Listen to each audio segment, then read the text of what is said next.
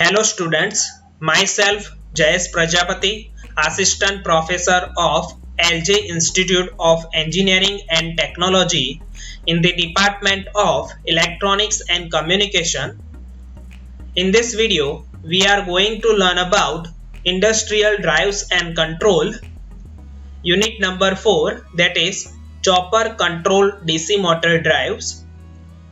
In my previous video, we have started with this chapter number 4 and we have studied the basics of chopper circuit, principal operation of chopper circuit, and also we have started a 4-quadrant chopper circuit and we have studied first quadrant chopper circuit. Okay. Now in this video, we have to start with second quadrant chopper, third quadrant chopper and fourth quadrant chopper. If you not see my previous video, then kindly go to the link that is given to in description. Okay. Now we have start with the second quadrant chopper circuit. So let us start with the second quadrant chopper circuit. A second quadrant chopper circuit with transistor as a switch is shown in figure. Okay, so let us start with DC supply. Okay, that having polarity plus minus, that is a source voltage Vs. We can connect this source voltage. Then we have to use capacitor for constant DC supply to the chopper circuit. In this second quadrant chopper circuit, we have to use the diode D3 and diode D4. Okay, here we can use a diode D3, then voltage source E, then armature inductance LA, then armature resistance RA, then it is connected to the D4 and circuit is closed. Okay, so in this second quadrant chopper circuit, we have to use the diode D3 and D4. Okay, so when we can give the supply current Is from the source voltage, but the diode D3 and D4 that will be in reverse bias condition. So current will be not flow through the D3 and D4s. Okay, so its current will be opposed. Okay, that current is called reverse biasing current. So it cannot flow through the diodes. But we know that first quadrant, second quadrant, third quadrant and fourth quadrant, that is a continuously operation of a DC motor chopper circuit. So whatever the energy that is stored by the inductor, that is returned to this source. So in this mode, in this quadrant of operation, the energy will be returned to the source. Okay, load to the source, energy return from load to the source. So here whatever the energy stored by the inductor, that will free wheel to the diode D3 and diode D4 and it will be given to this source. Okay, so the current direction will be in this way. The armature current IA, that will free wheel to the D3, then source and then D4. Okay, so we can say that polarity of voltage, that is negative, and polarity across the inductor, that will be negative and positive. Okay, so if we simplicity draw the quadrant operation, then output voltage V0, that is on X axis, and output current I0, that is on Y axis. So in second quadrant, that is here, so voltage is negative but current is positive. You can see here in second quadrant, voltage is negative but current that is positive. Current is still positive from this here. Okay, but the voltage polarity, that will be in reverse condition. Now if we have to draw the output voltage waveform, then that is axis, then that is time period, then we have to take some axis. Okay, now that is first mode, that is mode T2 D4. Okay, that is a first quadrant mode. Now that is D3 D4, that is a second quadrant mode. then again T1 and D3, then again D3 and D4, then again T2 and D4. We know that that is a continuously operation, so that is a first quadrant mode of operation. Then here second quadrant mode of operation. In second quadrant we have to operate the diode D3 and D4 to free wheel. Okay, so in second quadrant we know that voltage that is in negative but current is in positive. So we have take as a source voltage Vs.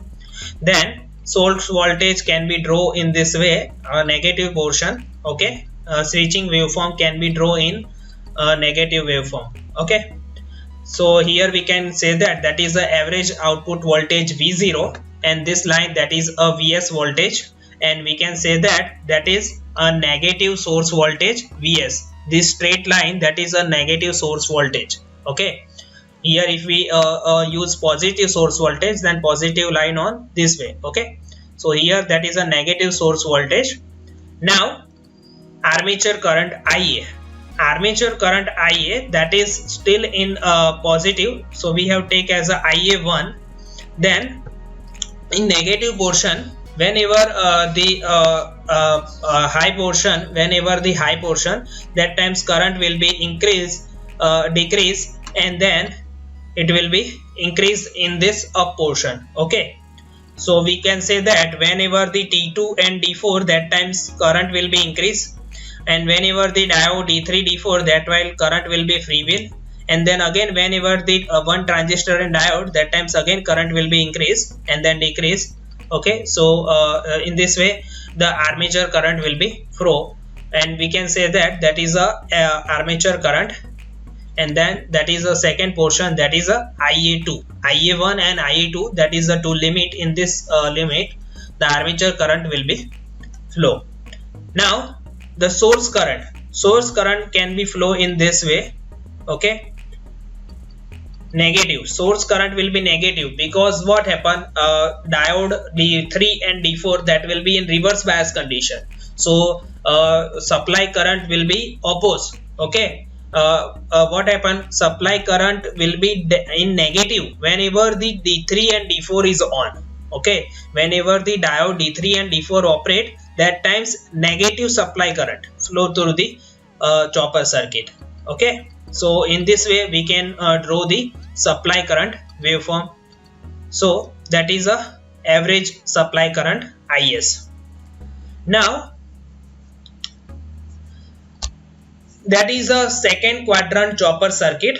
You can see in the second quadrant chopper circuit, voltage is negative but current still in positive. So whatever we have to remember, in every quadrant voltage and current polarity. If we know the polarities, then we can draw the waveform easily. Okay, now third quadrant chopper circuit. A third quadrant chopper circuit with transistor switch is as shown in figure. Let us see the figures. We have take a voltage source Vs. Okay, then we have to connect this capacitor across this voltage to maintain a constant DC voltage across the chopper circuit.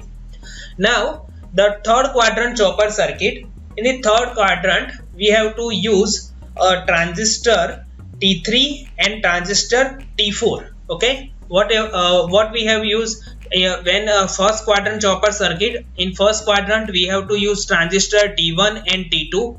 Then in second quadrant we have to use a diode D1 and diode D3 and D4. Now in third quadrant chopper circuit we have to use a transistor T3, then voltage source, then armature inductance, armature resistance, and then we have to connect transistor T4.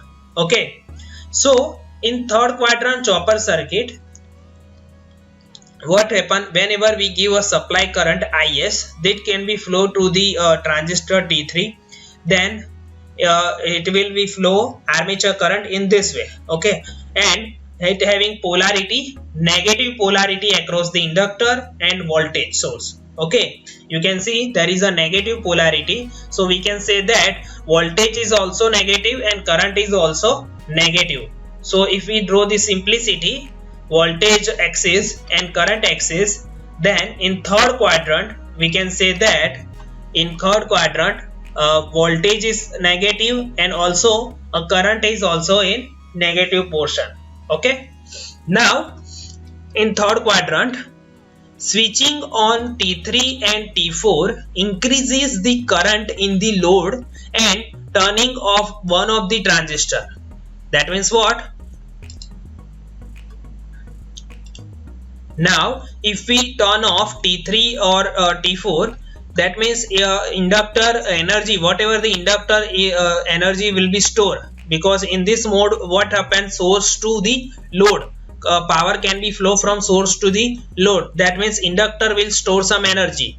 Now if any one transistor T3 or T4, any one transistor is off, that times energy will be released. So we can say that short circuit the load, decreasing the load current, and D1 provide the path for armature currents.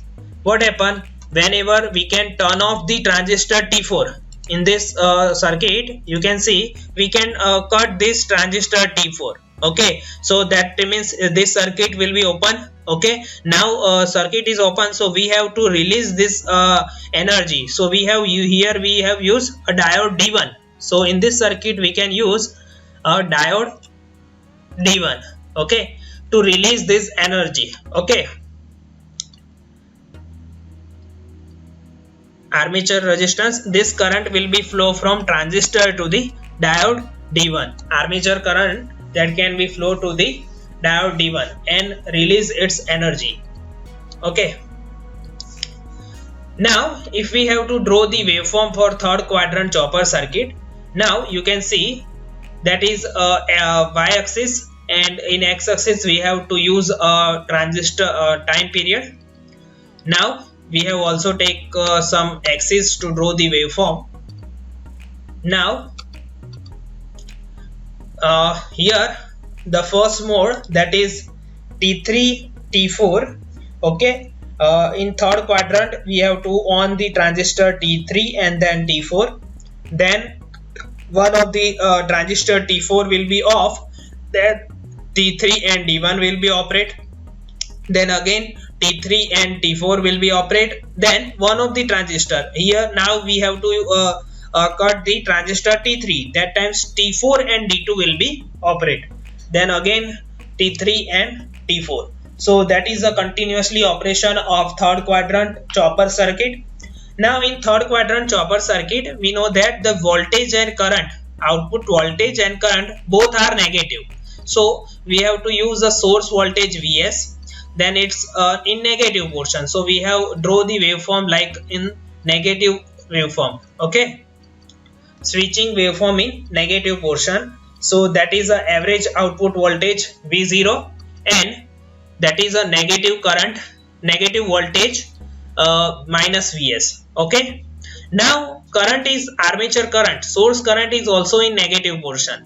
So we can draw the waveform in negative IA1 and IA2. Okay, so the whenever this in negative portions, that times current will be increased in negative portion. Okay, so we can say that current is also increased. Okay, in negative portion, and then whenever the negative voltage is 0, that times current will be also decrease in negative portion. Okay, then again increase here and then again decrease. Okay, means what happen when one of the two transistor will be on, that times current will increase in negative portion, then one of the transistor will be off, that times current will be decrease. Okay, and still that is repeated. Okay, so in third quadrant we can say that voltage and current output both are negative. Okay, that is the average armature current. Now if we draw the supply current Is, then supply current Is is still in positive.